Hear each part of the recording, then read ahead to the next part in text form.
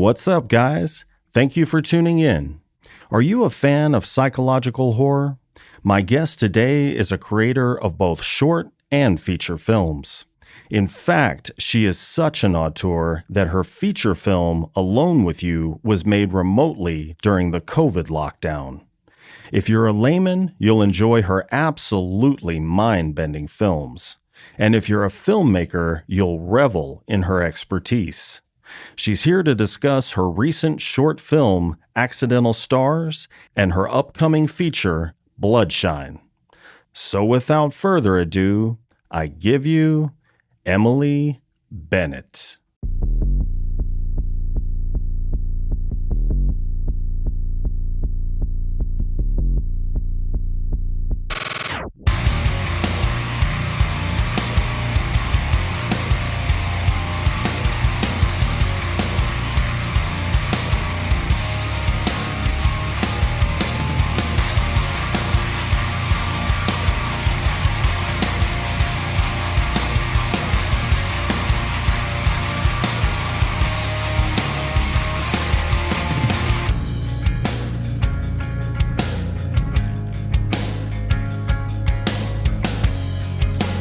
All right, friends and familiars, we are live on YouTube, Twitch, Trovo, and Facebook with Emily Bennett, here to discuss her recent film, Accidental Stars, and her upcoming film, Bloodshine.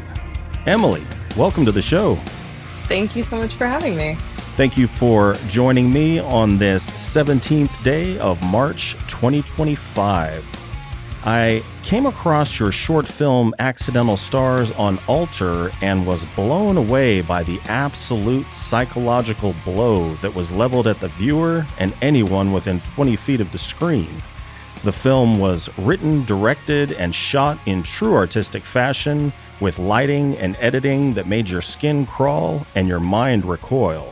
So thank you for the art you create, and thank you for being on the show today. Oh my gosh, thank you so much. That's such a delight to hear.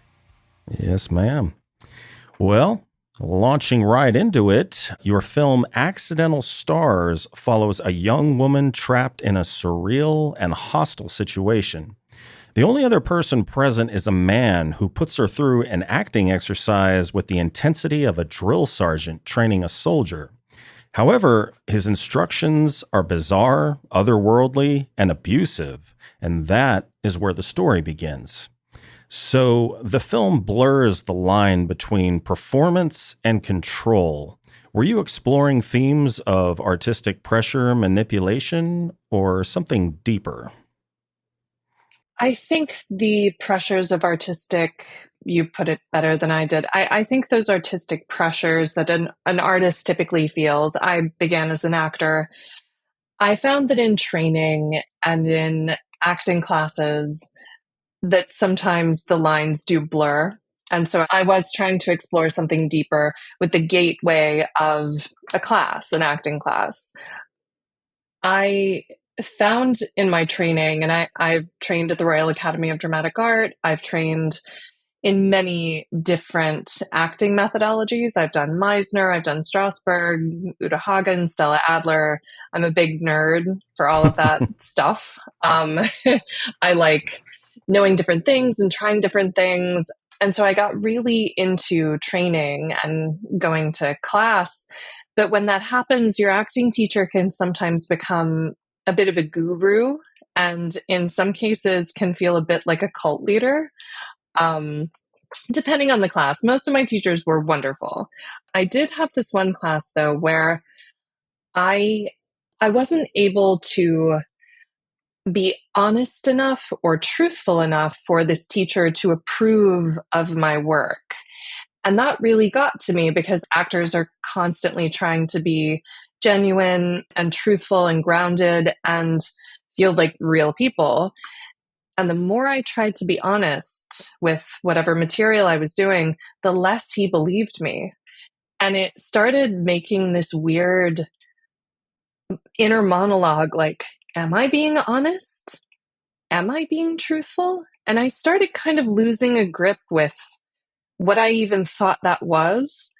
And that feeling was just so unnerving, to go to someone outside of myself and be like, am I being honest? Am I being truthful? And I felt like my brain just started kind of slipping. And what happens in this short film is not what happened to me in that class, thankfully. But that feeling of almost going hysterical, not really understanding reality for a moment. And I think we all have those moments of like, in a coffee shop, you'll look up and you'll be like, am I here? Am I actually here right now? Those little moments I tapped into in this one acting class. And I was like, you know what? I'm just going to make a short film about that. Yeah, it reminds me of, I like to read a lot of philosophy, and some philosophy can really mess with your frame of reference, like especially when you get into philosophers of mind and stuff like that. And so Yeah. you mentioned Meisner, I think, was one of them. Would that be disciplines of acting? Correct. Okay. Yeah. And so I imagine, can some of the exercises you were talking about, obviously not hypnosis, but can they become so immersive that you're almost put into a hypnosis-like state?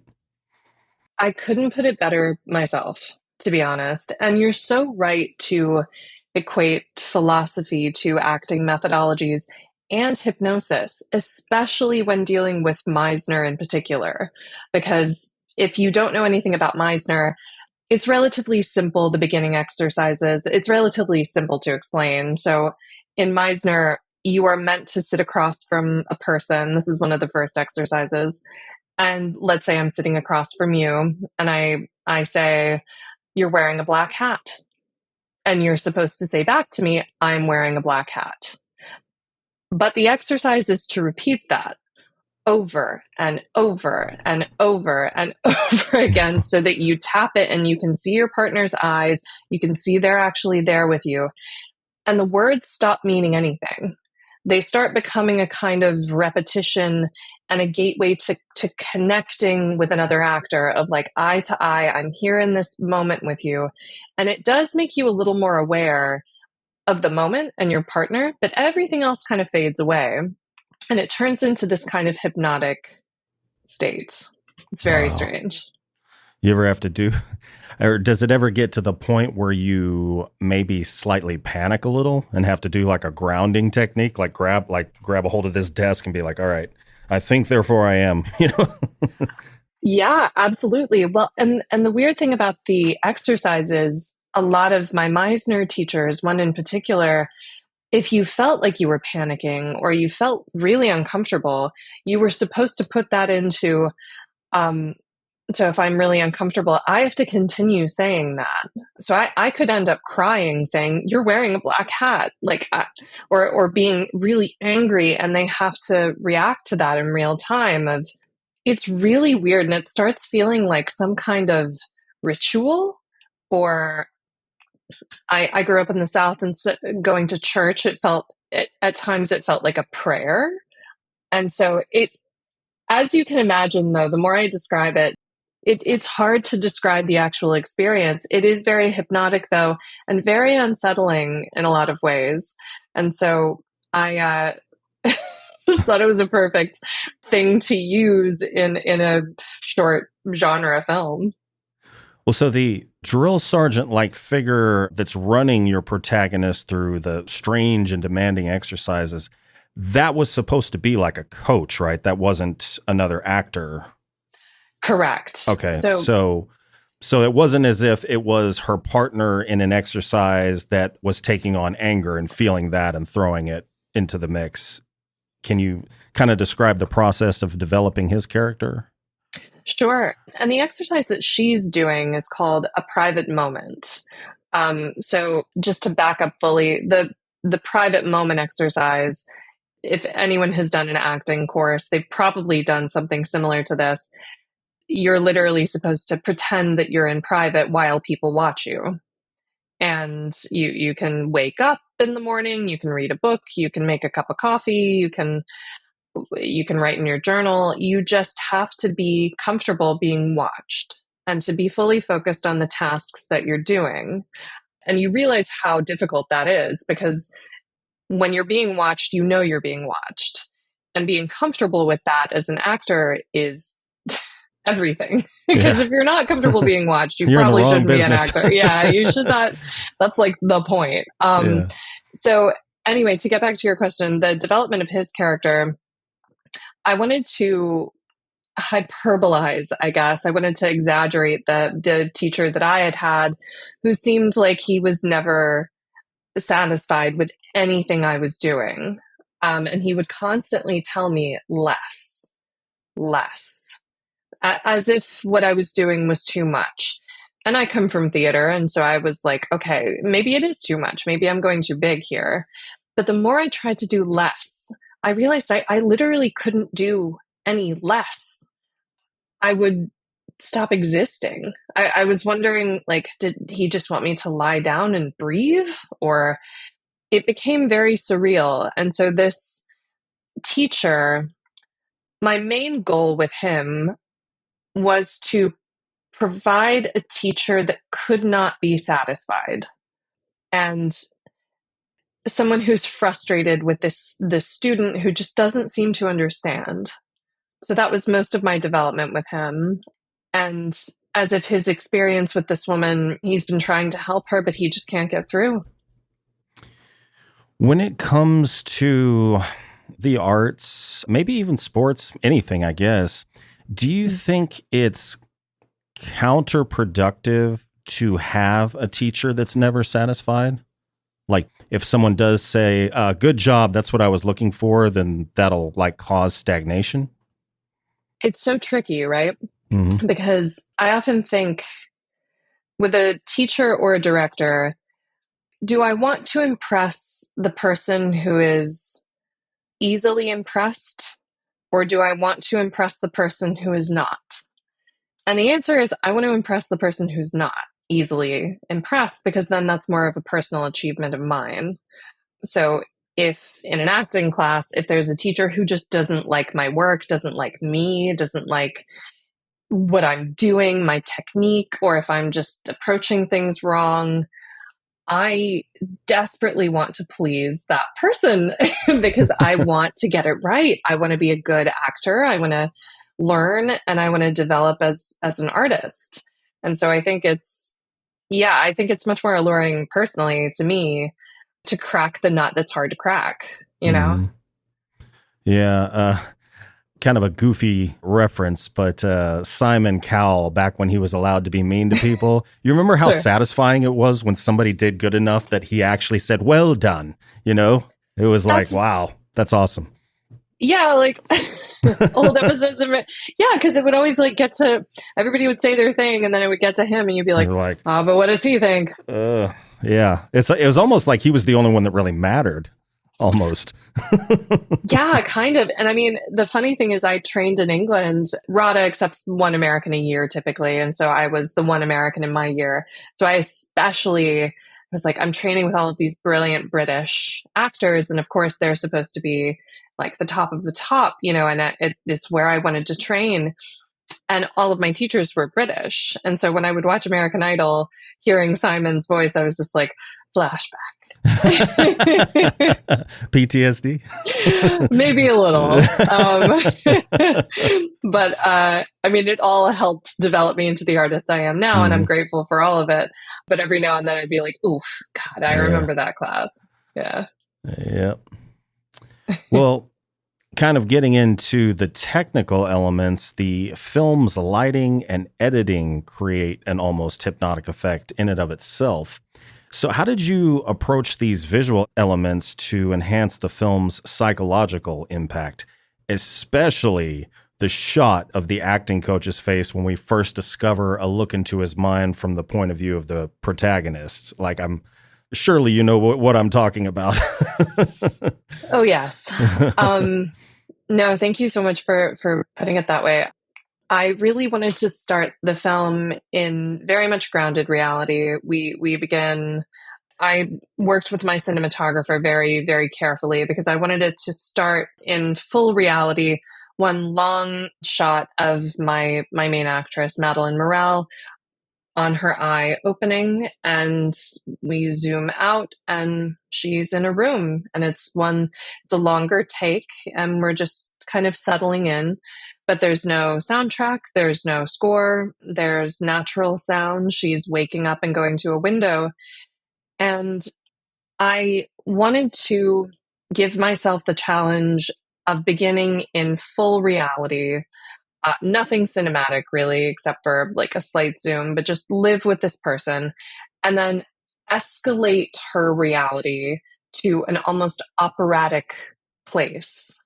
But hopefully so gradually that you almost don't see it as it's happening. And then you just find yourself in this pure madness. Mm. And so, what was, I don't think I'm giving away a spoiler, when he kind of pointed to himself, what was he asking of her exactly? He was showing her that she was doing well. Okay. But in that moment, she was utterly terrified. But that was an honesty that he was looking for. But then you realize, am I in danger in this moment? And is that reality actually just a feeling of, I need to get away from this man? And so again, she is left to wonder, is this part of it? Yeah. Because I'm actually scared and I actually need to leave right now. And so, yeah, it starts becoming, is this part of the game, or am I in real danger here? Mm-hmm. Speaking of it in the context of a game and a training exercise, I noticed the dialogue and the instructions given were very, besides being cryptic, there was like a rhythm and a cadence. Is there a meaning behind the way they were written? Sure. Yes, there is. And they are a bit nonsensical on purpose. So he says, yes or no, rain or shine, tiny little thing before her time. My eyes are blue, your eyes are blue. Is it or is it not? Pure nonsense, right? But there is method to my madness, at least in writing it. He is asking her a question. There is an old black and white film, yes or no, rain or shine, tiny little thing before its time. That is a line from this old black and white film where you only see someone's mouth. It's very like abstract, a theater piece. So I kind of yoinked that from this old kind of black and white theater piece I remembered.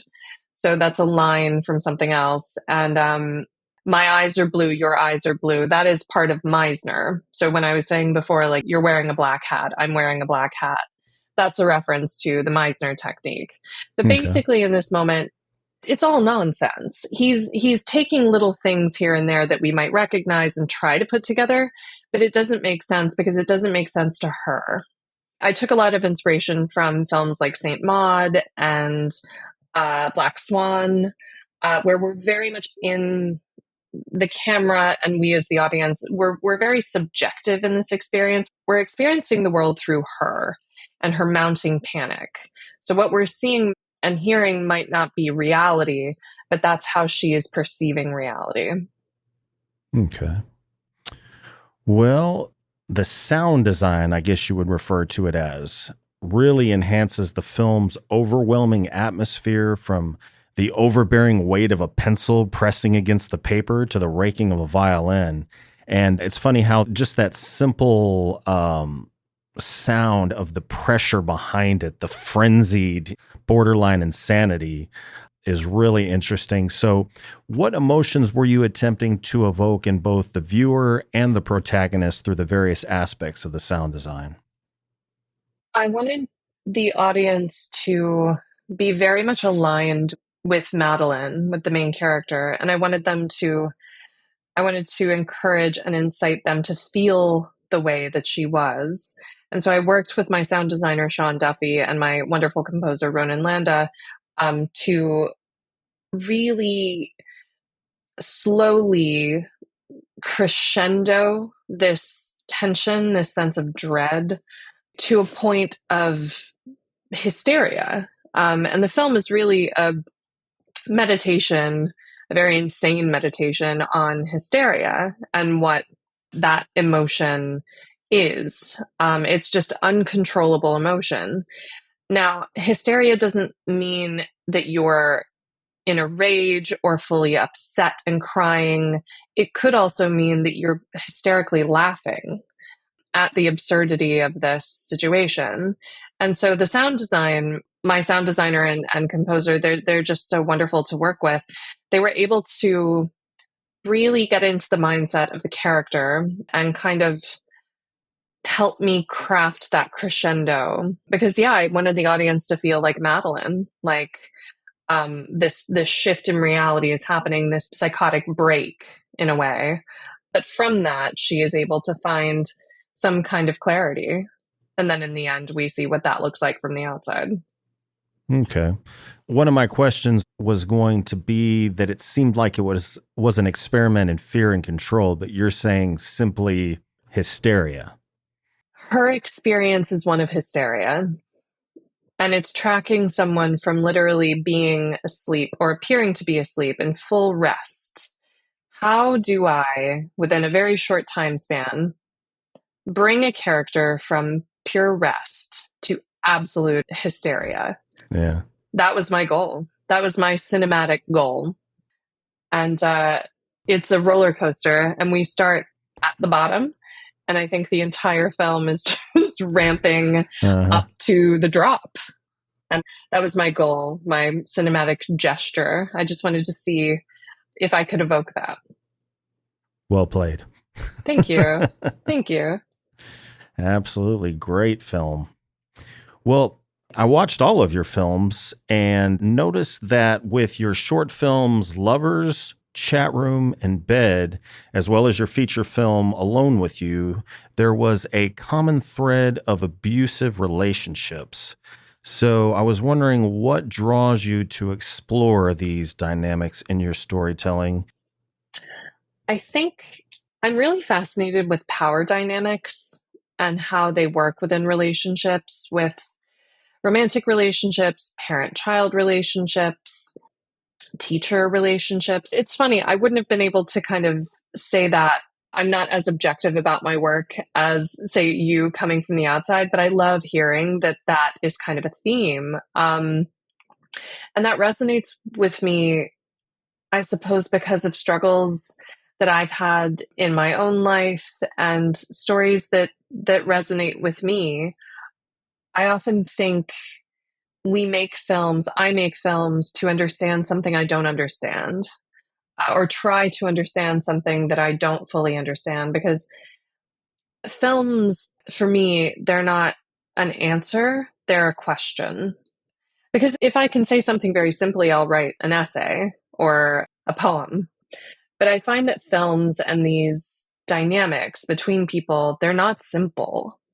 And I think using horror and genre to really heighten all of these power dynamic struggles and the abuse that can happen, the struggle against that, the overcoming that, I find that so interesting. And I'm sure it plays into the fact that, you know, being a woman, I'm sure, and being raised in the South, I was often told to be quiet and sit down and, you know, go to church. And I did all of those things. Just later in life, you know, I moved to London and then New York, and the perspectives are quite different. And I found that, you know, power dynamics can be different in other places or in other parts of my life. And so it's clearly something that I'm fascinated with and I'm still trying to understand. So, yeah. Well, Bed has kind of a hyperbolic horror tone, while Alone with You kind of leans into just kind of your extreme psychological horror. So how do you decide on the best emotional lens to use for each story? It's based on the character. Usually the character will typically tell me what it needs to be. And much like Darren Aronofsky in his making The Wrestler and Black Swan, Requiem for a Dream, oh my God, that is a horror film. Yeah. If anything is a horror film, that is a horror film. But he is such a subjective director, and I take so much inspiration from him because as an actor, becoming a filmmaker, I want to get into the character. I always want to be in the perspective of the character, to put their shoes on, to forget me, forget who I am, and really understand and empathize and process the world through their eyes.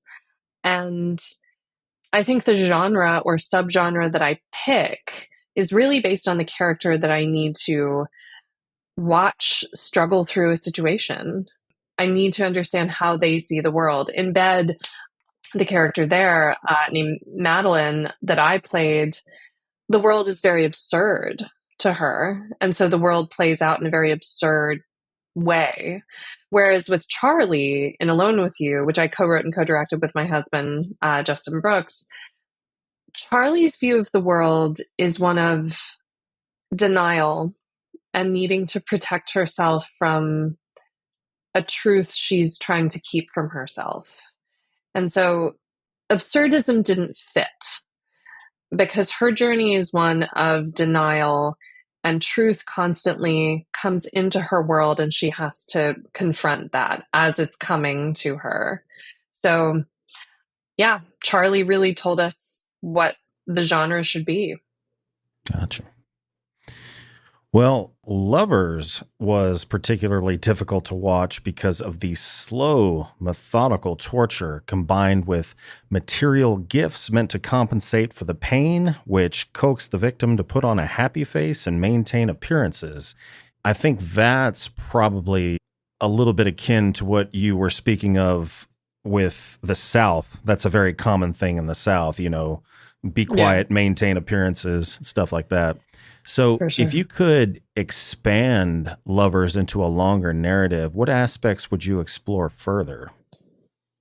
I have expanded it into a feature. I can't fully talk about it, and not in the same way. Believe me, a feature film could not, Lovers can't sustain a feature film. That is as long as it can be, I think. I'm surprised it lasted that long. Yeah. Pretty brutal. It's a tough watch. And honestly, I wasn't sure if I had made anything good. I was like, is anyone going to watch this? I didn't even know if it was horror. It's just something I needed to make. And people were like, no, that's a horror film. And I was like, okay. And then it got into Sitges. And so I was able to go to Spain and screen it with a ton of other brilliant horror filmmakers, kind of realizing the very emotional story I was telling was horror. So the themes in Lovers that I'd love to explore, I think, again, the shift in power dynamics and the reasoning that we as human beings, the reasons we will sometimes stay with someone.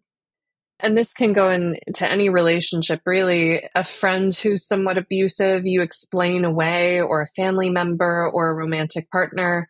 I find that so fascinating when we second guess our own boundaries and our own safety for the approval of someone else. I find that really fascinating. Approval, being liked, being loved. I think, what are we willing to put up with and do for the sake of love? And I would argue if someone's abusing you in the way that the man is in Lovers, obviously it's very heightened. That's not love, obviously. That's abuse. But what I wanted to explore there was she can't see it, or she can explain it away because she's so willing and so wants to see something good. And I think that denial is really interesting. And so that denial, to answer your question, I had to come around to it, but I think it's that denial for the sake of being loved and approved of. Mm-hmm. That's really interesting to me. Yeah. One, I guess, kind of continuation that I thought about, and maybe I misread it, but when the young boy has a sliver of the mirror, my interpretation of that was, well, he's young, so he's not fully trained, but he's picking up pieces. He's picking up, oh, that's the way you behave. That's exactly right. Okay. Gotcha.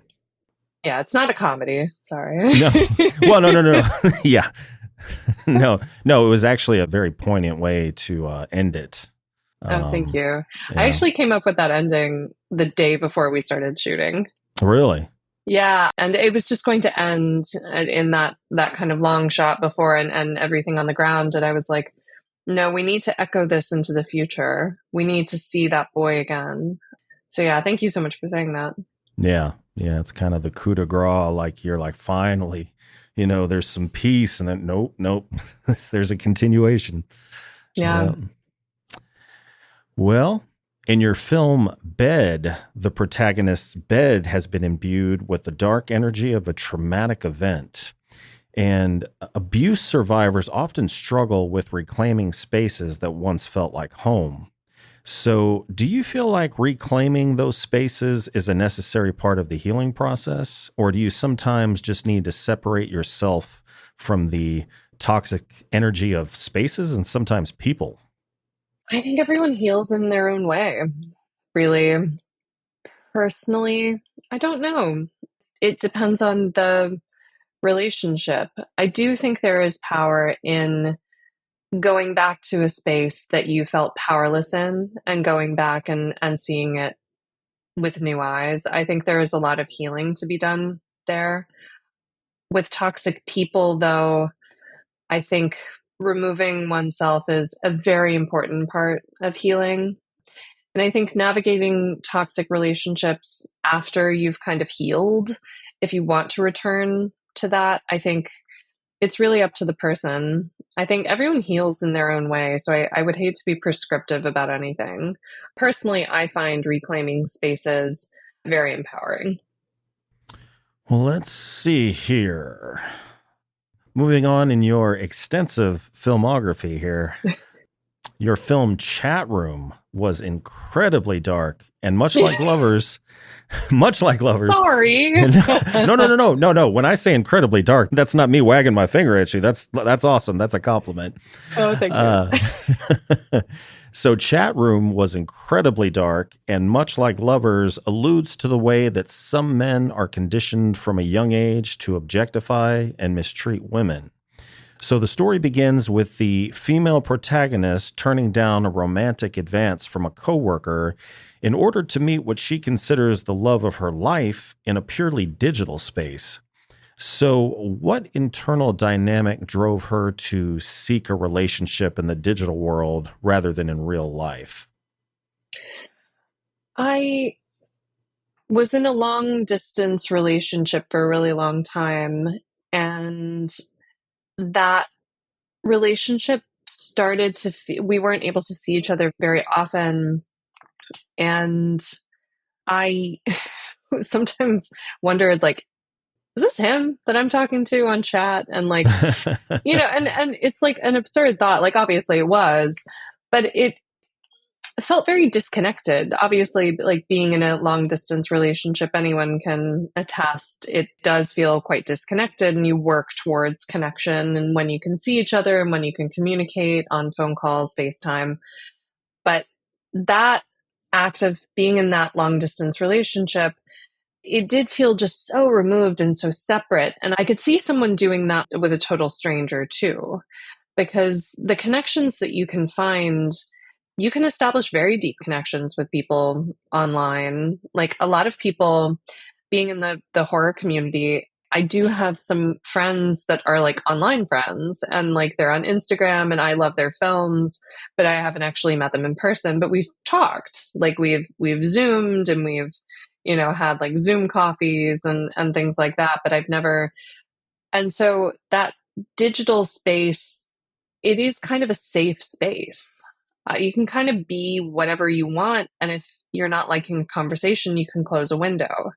There's a lot of power in that space. And Bryony, the main character here, falls into that. There's something very dark and welcoming about living online. It's very isolating, but it can also feel very engaging too. And so I wanted to explore that kind of danger of losing touch with reality, turning down an actual date in favor of an online date that goes unexpected places for sure.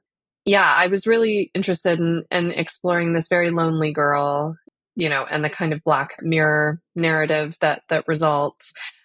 And I don't want to give anything away, but this one was actually less about objectification and abuse and more about pure apathy from the other perspective. Just how flippant we are with people online and how we can think that what we say doesn't matter.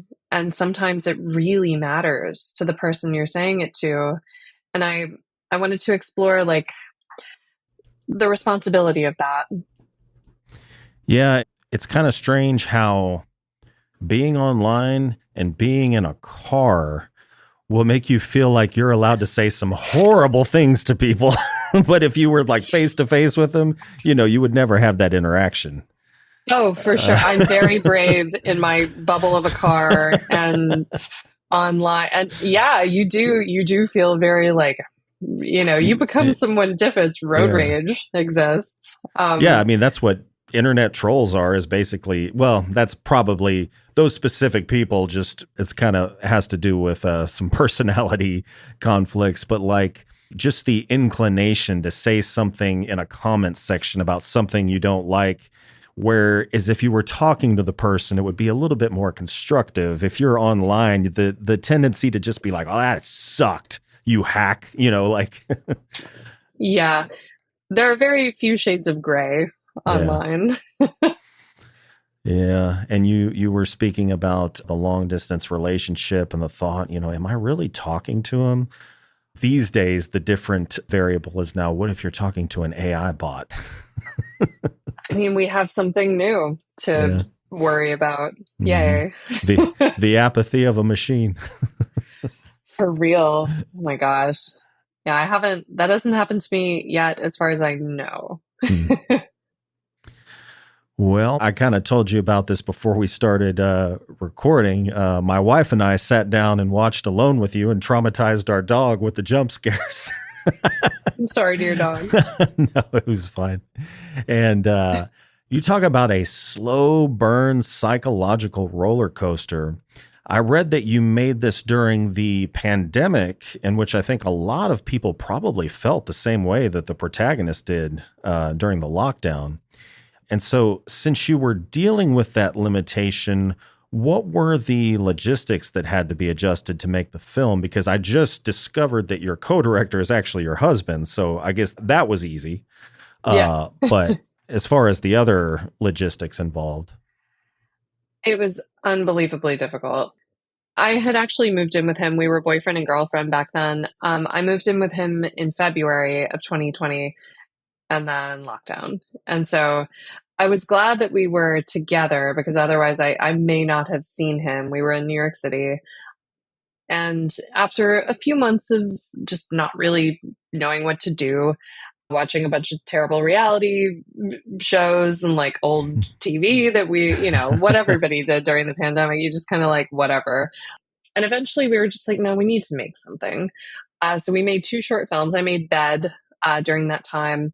And after making 2 short films, we were like, well, we could do a feature, right? Like we have time and no one ever has time. So we had 2 producers that were attached to another film that we were going to do that got shut down by COVID.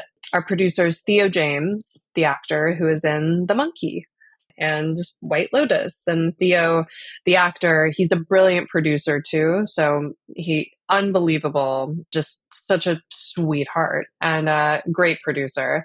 And he and his producing partner, Andrew Corkin, who did Martha Marcy, May Marlene, they again were attached to another feature. And we approached them. We all got on a Zoom and we were like, look, we have this idea. And it came from a short film that Justin had written, very different than Alone with You. It was a guy who was locked alone. Like the story was about him and his wife, but even the genre elements were quite different. It went quite Lovecraftian in places. But the core story was really interesting. We were like, look, we have a ton of lighting equipment. We have a ton of camera equipment because my husband's a DP, a cinematographer. And we were like, look, guys, what if we do this? And they were like, we're down. So they were in LA and London, respectively. And we got to work. And it's the hardest we've ever worked. We had no crew. We had less crew than the Blair Witch Project. We had nothing. It was the two of us. And so I negotiated SAG contracts. The lovely Barbara Crampton came on board, and she was a pure delight and remains a friend today. She obviously filmed remotely, so we didn't have to have her on set. And it was mostly me and Justin. And basically we would just get up every day. We would tarp the windows so that we could like work during the day and at least keep some kind of sleep schedule. But we were always in the dark. And so I would get up, I would make basically a storyboard of what we were going to shoot that day, like a shot list, and make a bit of a schedule, make sure we had lunch at some point. It was usually like a kind bar. And I would help him set up some lighting. He did the majority of that, but I assisted where I could.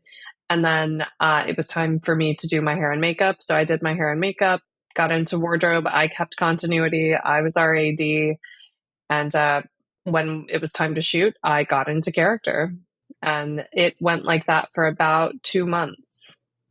So that was your, I guess, your boyfriend at the time. That was y'all's apartment? Oh, yeah. We lived there. My wife and I, we were like, man, that's a cool pad they found to shoot this in. I was like, okay, that's where they lived apparently. Cool. Yeah. I mean, we were locked down. Like, you couldn't do anything. Like, I was queuing at the grocery store when it was opening so that I wouldn't because all of us were terrified. I was like, am I going to die by going to the grocery store? So I'll go early. I'll wipe everything down with alcohol. I mean, it was that time. And so if we were going to shoot something, Justin had lived there with like multiple roommates and then had done well enough that his last roommate moved out. And I was like, well, I can move in. And he moved in there like 10 years before. So we still had like a good rent for New York City. That place goes for a lot more now. We've since moved, and we saw they jacked up the price like an insane amount. I'm sure. Yeah. I mean, that place is big. It did deteriorate a lot during COVID. We ended up having like mice and leaks and like really bad neighbors moved in, and it was like, okay, it's time to go. Yeah. And actually on that note, a fun trivia fact, the final moment that I walk out of that apartment in the film, that is the last moment that we were in the apartment. Really?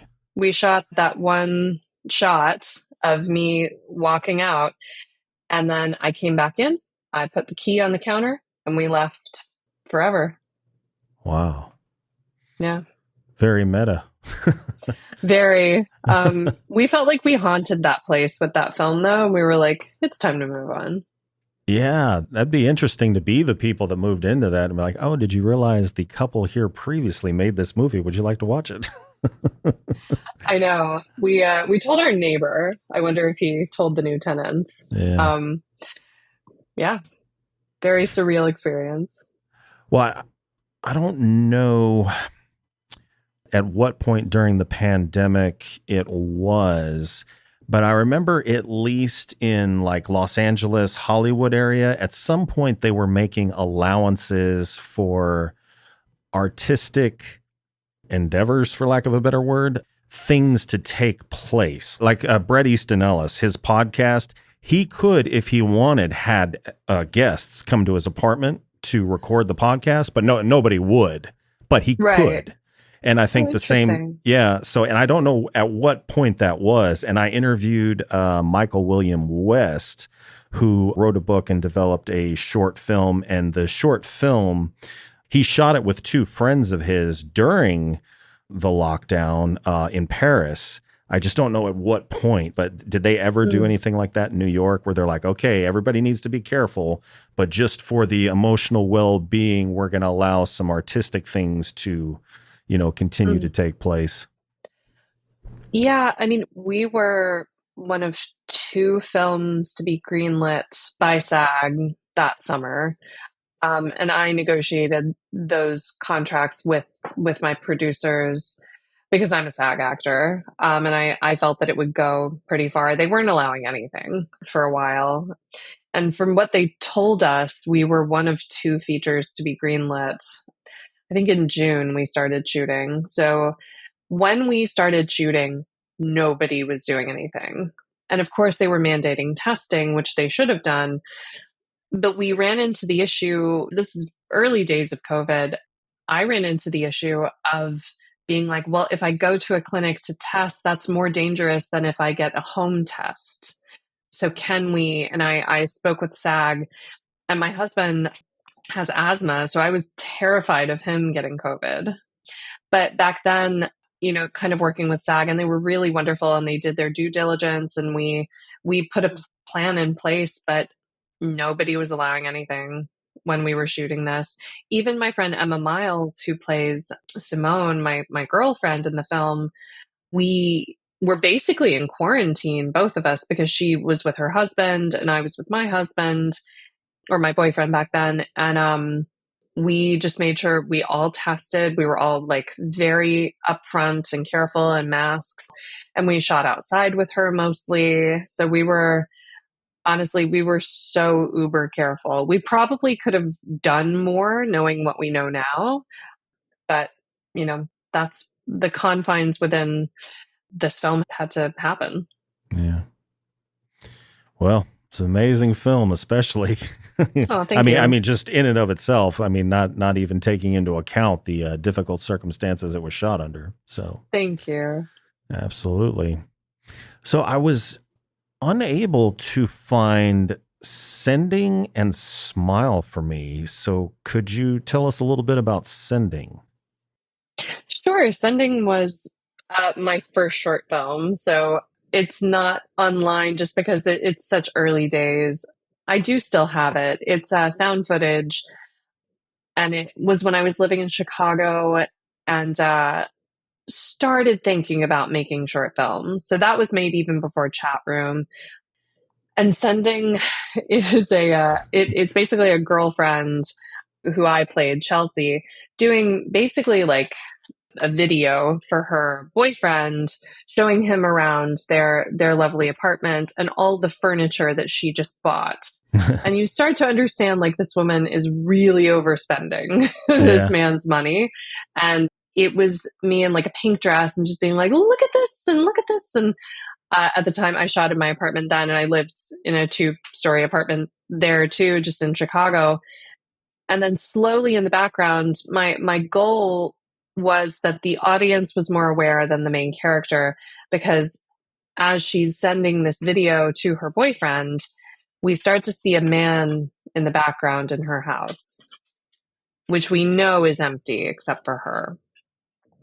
And so as the film progresses, it's one long take.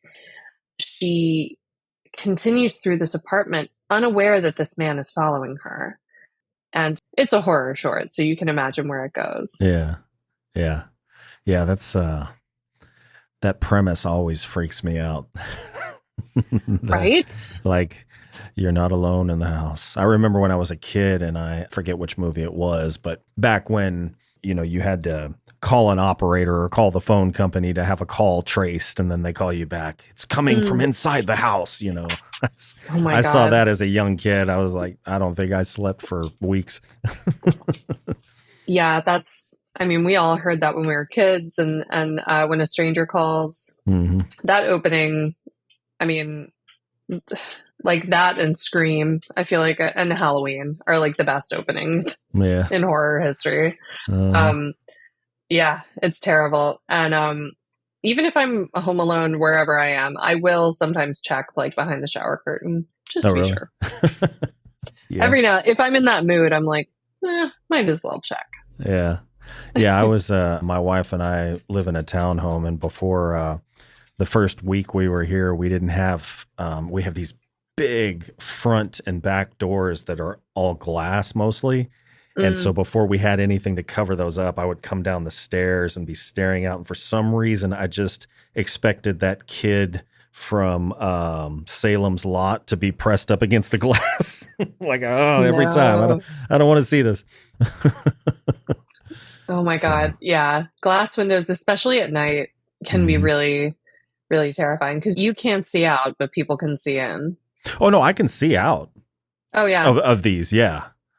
Um, Oh, okay. yeah, that's just what freaked me out. Is just like I would walk down and I'd be face to face with outside. I was like, man, if I ever walk down here and there was somebody standing out there, no matter how innocent it is, I will bolt right back upstairs.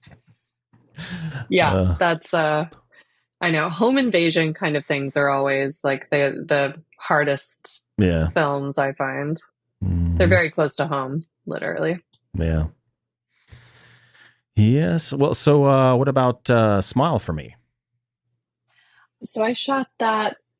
That was a lower budget as well. I shot that pretty recently, and I just couldn't put the money into it that I wanted to, but I'm happy with the film. It actually centers around a male character stumbling home early morning from a party in Brooklyn, and he's still kind of wasted and sees this girl on the sidewalk, and in true New York catcall fashion, approaches her and tells her, "Baby, why don't you smile for me?"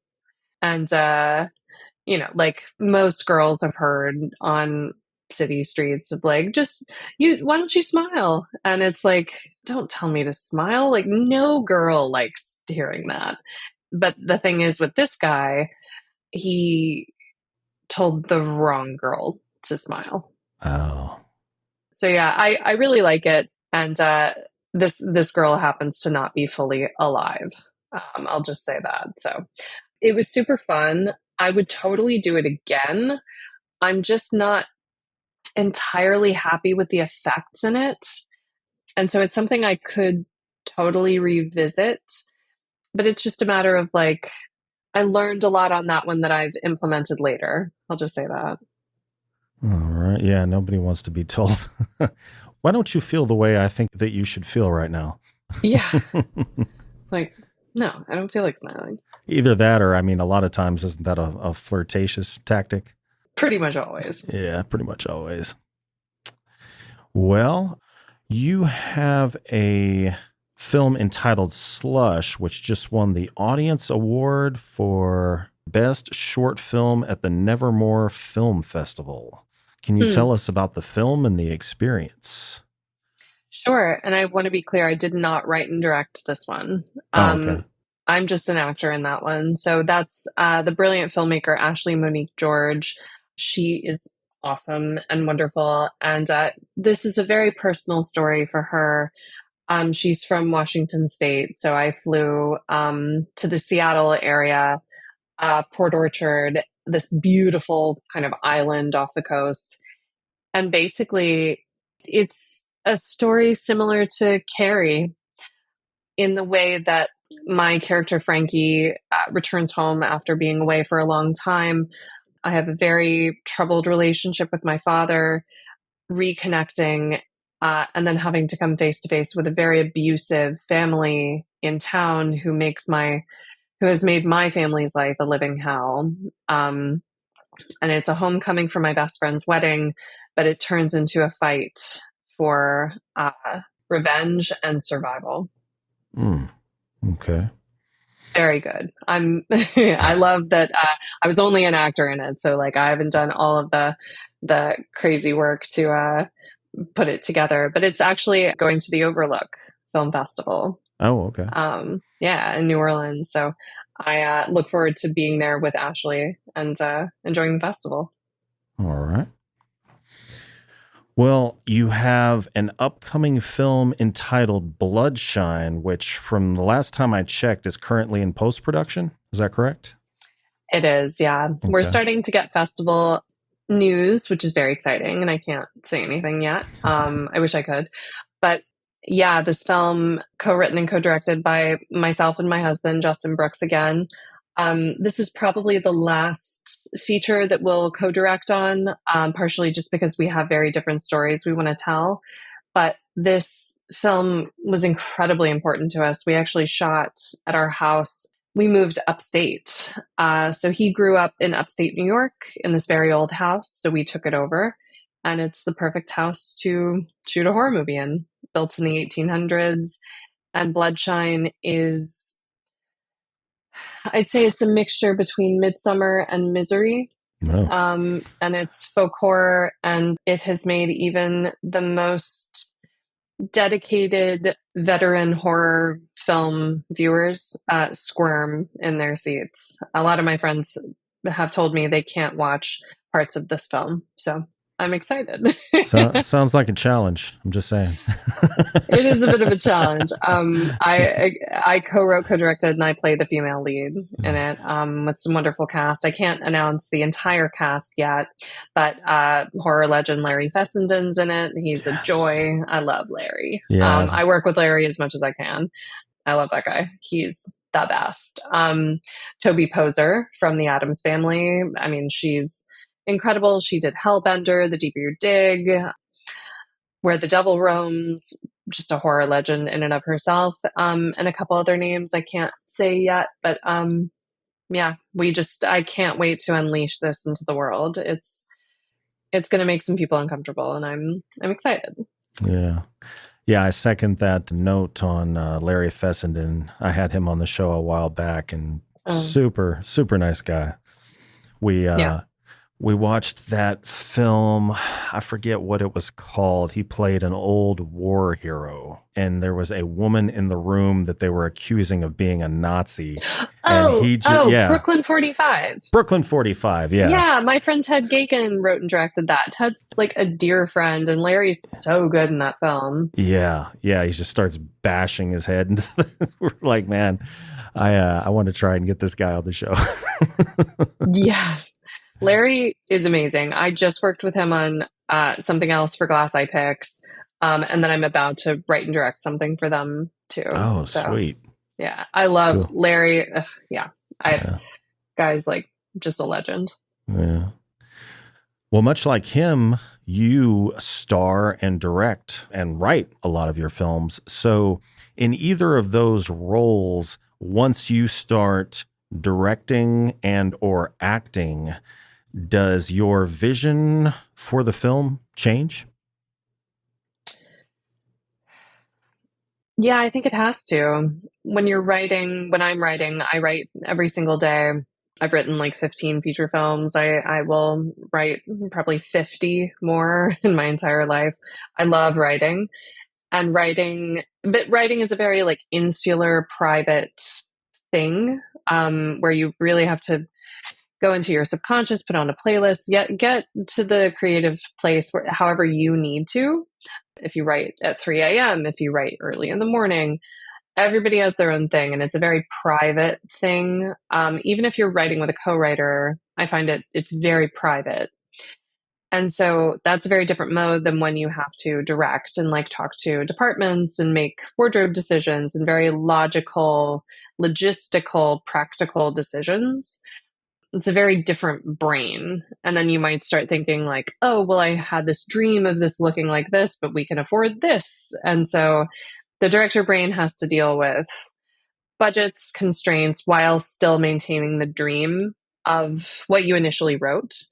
And then acting, I mean, I've been able to juggle acting and directing. As I move into bigger budgets, I'm looking forward to kind of doing only one or the other. So I probably won't be starring in my next feature films that I will direct, because acting is such, you have to fully devote yourself to the character. Like you just have to be all in, because that's who we're watching. Like that's who the audience has to be with. And you can do all the work that you need to with your crew and like set up beautiful lighting and like beautiful production design and do all the work. But if the human being is not there, then it's you have to be there. And so as an actor, I have to devote every single thing I can to any character.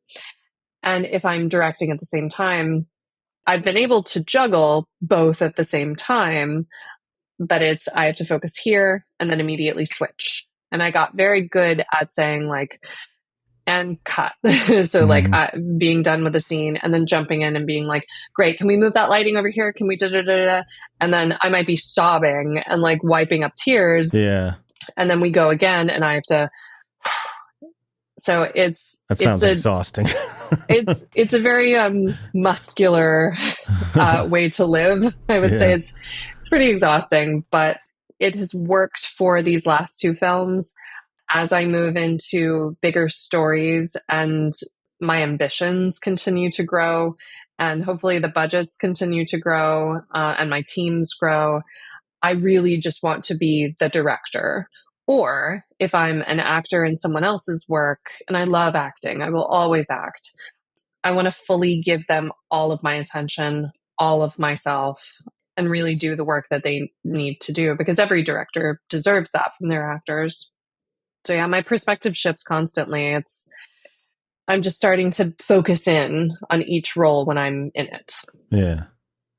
Yeah, I understand what you're saying about, if you're the actor focusing in, 100% on that.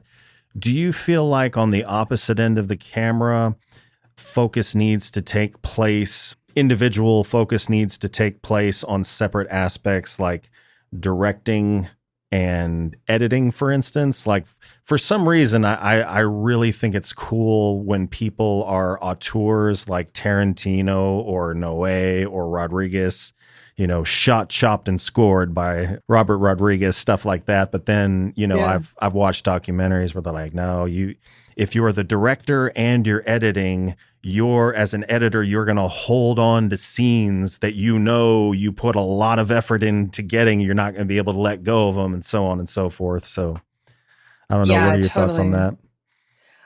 I mad respect to those people. Ty West, Sean Baker, like there are tons of people who cut. Larry Fessenden cuts his own work. And I can edit. I choose not to, though, because I don't want the sometimes tedious work of just fingers on keys to make me second guess. Like if I'm having a long day and I'm like, "Oh, I don't feel like importing that, or like moving this whole section over here, and like then I have to go. I I need to stay as true to the story as possible. And I love working with really skilled crew. And I don't always have the perfect answer. Sometimes a crew member, an editor will make one shift, like put one thing in a slightly different place than you would expect, and it just opens the film up forever. I mean, they say you write your film 3 times when you make it. You write it first, you direct it, which is a form of writing, and then you edit. And that's the final form of writing it. And so I love collaboration, and I love trusting people that I work with, and I trust them to be artists, and they typically make me better. Yeah. Well, as a filmmaker, what's something that you've learned about yourself through the creative process? I've learned to protect that like creative bubble as much as I can. I've produced commercials, I've produced digital content, I've produced even films, like narrative films. And I'm such a logical, practical person. Normally, I love checklists, I love school supplies. I love organization, right? Yes. Like I love the smell of like a sharpened pencil. Oh, like Uh, amazing. And I love organization, but creativity is really messy, and it has to be. And you need the space to be messy and creative and kind of dream and daydream out loud. So I've learned to really protect that, I think, to know that I do need to get up really early in the morning when I'm still like kind of sleepy, and I start writing from that place because I'm still kind of dreaming. Like my brain hasn't fully woken up yet, and I'm not putting rules around the ideas that I'm coming up with, because I'll have a crazy nightmare or a crazy dream, and my brain can do anything. And like my dreams take me everywhere. And if I can harness even a little bit of that creativity, that's so precious. And I never know when it's coming, but I do my best to create that ecosystem for my creative brain. And my best work comes from that. So I think it's not a luxury as an artist to create that space for yourself. It's actually the most important thing. So, first thing in the morning when your consciousness is a little soft, like you're in a liminal space. Yeah. Yeah, that's interesting. Yeah. I'll get up very, very early. I'll make coffee and immediately go to work. And if I open email, it's broken. I like can't. I can't do social media. I can't do anything. It's just story. Gotcha. Yeah. It's hard to do. It's impossible to do sometimes. But as much as I can, that's what I try to do. Well, what is the life of Emily Bennett like outside of writing, directing, filmmaking in general? Gosh, that's a question I ask myself all the time. I devote so much time to working, and this industry is so merciless sometimes that I feel like that's all I do sometimes. I'm very close with my family, though, and I love going home. I do love going home to the South now and just kind of like laying out. And like my mom's got a pool, so I love like going swimming, and my accent will turn Southern a little bit when I go down south. But my husband and I, we finally took our honeymoon in January, and we got certified in scuba diving in Belize. So it was incredible. And of course, I've written a horror film about scuba diving years ago, and I had been diving, but I wasn't certified. And I'm just obsessed with like diving, and I'm like not an adventurous person either. I'm not like, I will not skydive. I'm pretty like safe, but it's just something I love. It's just magical. And it's so difficult to do, like to get your brain to be like, no, you're not going to die if you go underwater and breathe. That mental jump was the hardest for me. But yeah, on our honeymoon, we were just like, screw it. We're gonna get certified. And so that is now our new hobby. So we won't be able to do it like all the time, but you know, there's inexpensive ways of diving, and it's literally a different world down there. So that is what I hope to be doing outside of filmmaking much more. Awesome. Well, Emily, it has been a pleasure talking with you. You too. Thank you so much for having me. Absolutely.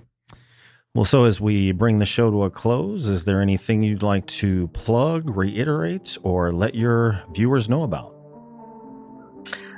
Stay tuned for more news about my next feature, Bloodshine, and you can follow me on social media.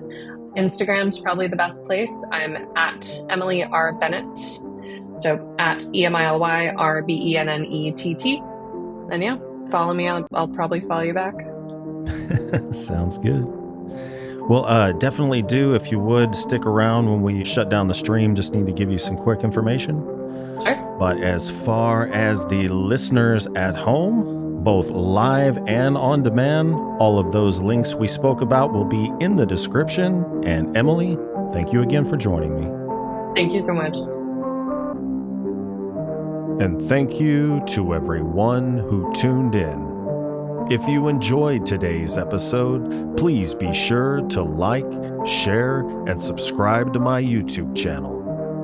Be sure to tune in next Tuesday for a new episode featuring the best and brightest authors and filmmakers of dark literature and film. So until then, stay healthy, stay sane, and as always, thank you for listening. See you next time.